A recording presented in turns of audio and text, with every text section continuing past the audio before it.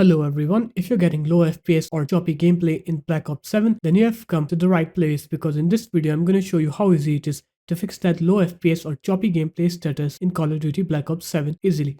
First off, what you're going to do is you're going to open up your start menu and you're going to write here graphics. You're going to go into graphics settings and here you're going to click on to add desktop app. You're going to go on to Call of Duty Black Ops 7's directory. So I don't have it installed here, so I'm going to use Need for Speed Unbound as an example. Click add on here and here you're going to find Call of Duty Black Ops 7.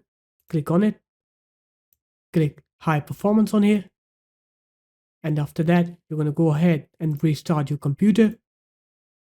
And once you're done with the restart, now when you try to play Call of Duty Black Ops 7, you'll see that you won't get that choppy gameplay anymore. So there it is guys, that's how easy it was.